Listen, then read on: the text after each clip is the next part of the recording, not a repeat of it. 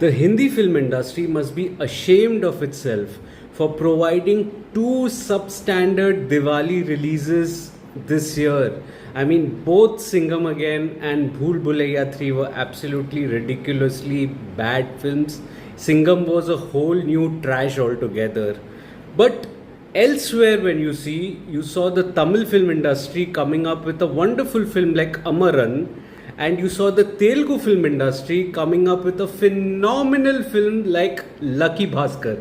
Hi guys, this is Farhad and welcome back to my channel Popcorn Reviews. If you're new to this channel, then you know what to do. Subscribe to the channel, and as a video ritual, remember to like and comment on the video. Liking and commenting helps fuel the YouTube algorithm, and I had to start this video with a rant because of the difference in quality that you see in terms of cinema across the industries. The Tamil and the Telugu film industry have absolutely hit it out of the park, whereas the Hindi film industry is hell-bent on serving something that is so mediocre that it is below than the lowest common denominator.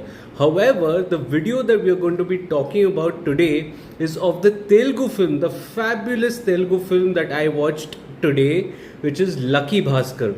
Now, Lucky Baskhar stars Dulquer Salmaan in his first appearance after King of Kotha, and there was a lot of chatter, on the internet about how he's not acting in Malayalam films, etc. But this film comes as a breath of fresh air in what has to be one of my favorite Telugu films of 2024, along with the Nani film Surya's Saturday, you can say. So, coming to the story and screenplay, Lucky Baskhar is essentially a story of a simple middle class man who gets embroiled in a financial scam that is there. That is all I can reveal about it. But the writing here has bouts of freshness to it. Firstly, the character of Baskhar that is there. Notice it is not Bhaskar, it is Baskhar, because the makers want you to, tend towards almost like an abuse of sorts. When you say lucky something, that lucky abuse that is there, it's tending towards that. And the theme of the film is essentially this, featuring Baskhar, who is a middle class man, and you get to see that he's a family man, but he's debt ridden. He has his eyes on his promotion, he works in a bank as an employee. There are many things that are happening which aren't right in his life. However, you see him doing a little small business on the side, of the clerical work that he does outside the bank in a Irani cafe, so to say, to have a little bit of a side income, which would help him otherwise in his financially poor condition that is there. And you can make out that the writing wants you to also skew your morality, so to say, because it pumps in a lot of emotions as far as the relationship that Baskhar shares with his own family that is there, including his wife and his son, both of whom are grounding factors in his story, so to say. So you absolutely are rooted.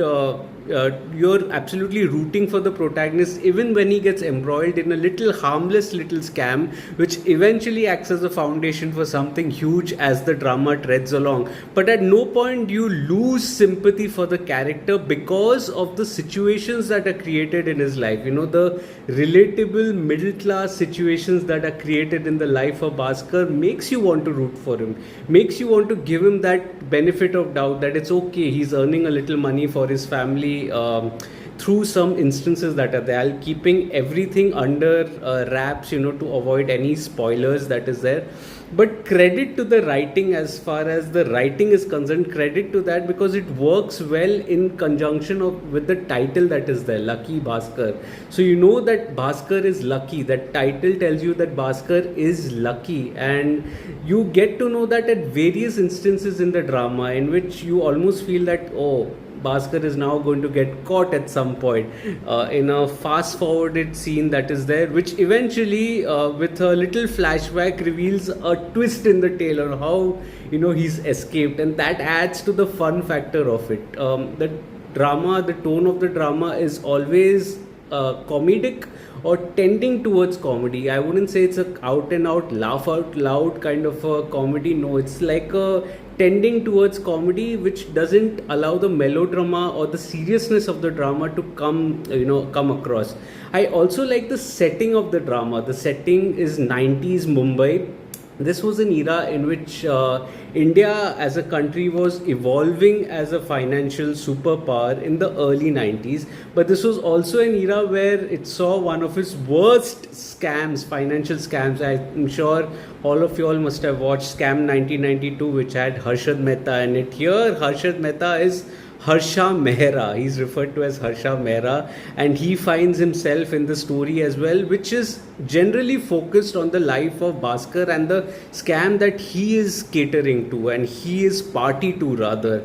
And there are twists and turns in the screenplay that work very well in conjunction to the drama. But one thing that stands out with Lucky Baskhar, as far as the other financial scam dramas, you can say that genre, is that its treatment is absolutely crystal clear. It doesn't want to delve into the tapering character arc of the protagonist that is there. It offers a little redemption and works around it as well.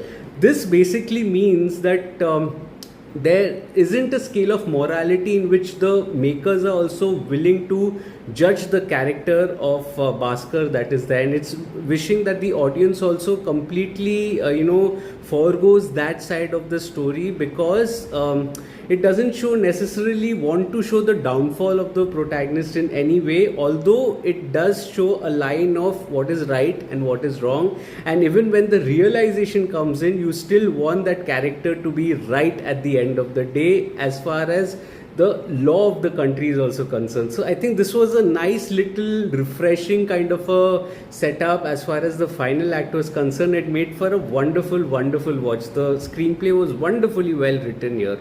So coming to the technical side of things, the dialogues, the music and the direction, I think the dialogues were super sharp and it blended wonderfully with the mood of the drama, the playful mood of the drama that is there. I would also like to point out that the financial jargons that were used was so well simplified that everyone can enjoy it.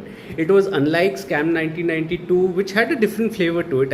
It's one of my favorite series, but it had a different flavor to it because the financial jargons were definitely there and not quite explained in the series. But here it's very simplified, so anyone can watch it and feel entertained at the end of the day. Even the lines, the authenticity that is there adds nicely to the era of the 90s that is there. Even the music, it was so nice to witness music in which the songs did not randomly pop up. In fact, the songs did aid the narrative ahead. At no point did I feel that it was disrupting the narrative at any point. And credit to the industry for taking this forward step ahead. Definitely a forward step ahead. The BGM is playful and pulsating. It makes for a wonderful watch. It enhances the impact of many scenes throughout. The cinematography stylized and it completely captures the vibe of the drama so well. In fact, also the setting of the 90s is captured well through the production design and the color grading that is there. I'm so impressed by that. Even the editing, if you see the pattern in the drama, there is a fast forwarded scene which is immediately followed by a quick flashback that is there, which both of them almost take place in the same breath, one after the other. And for that, that the editor has done a marvelous job, superb job here.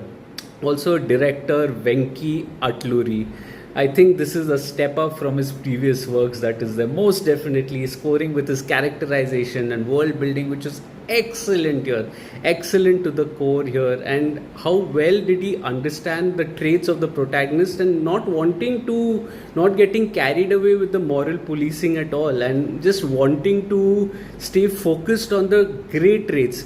The character was grey for sure, and that's what it was, and he didn't want to dilute it at all by having a story of realization. Yes, there were bouts of tenderness, kindness to his character, but it was a grey character, and also a character that I wouldn't idealize, and I would request no one to idealize, but it was still a fun watch while we were watching it, and credit to the director for that, for not diluting the trait of that protagonist that is there. Wonderful job in the direction.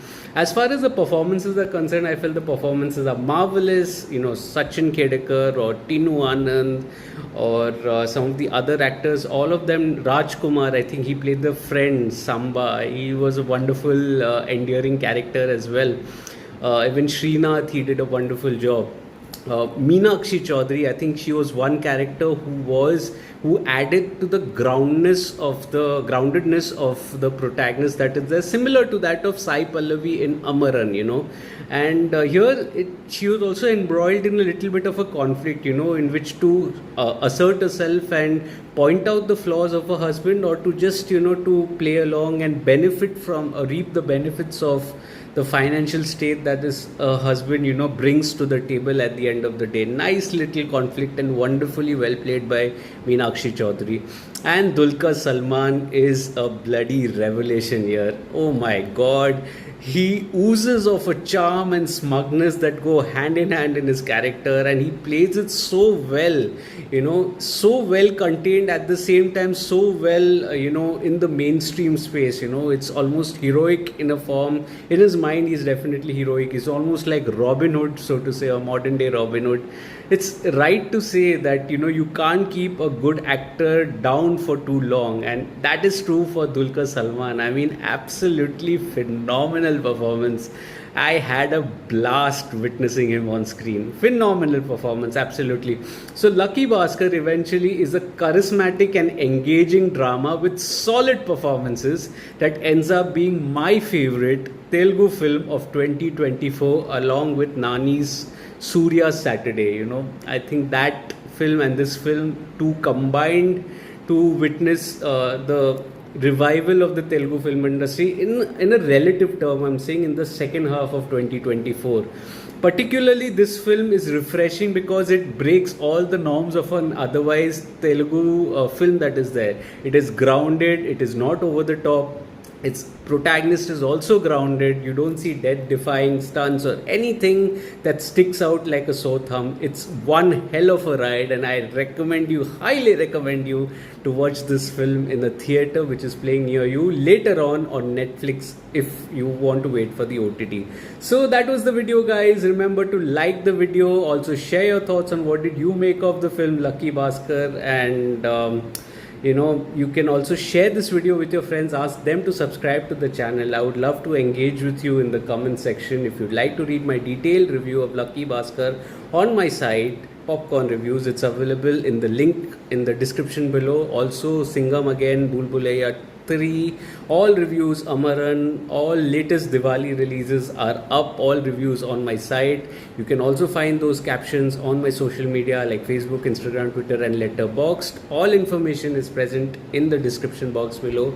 I'll see you again soon with another video, but then this is a huge round of applause for the Telugu film industry and a huge step forward for the industry in what is a quality film like Lucky Baskhar. I'll see you again soon. Thank you so much for your love and support in the meanwhile. Cheers.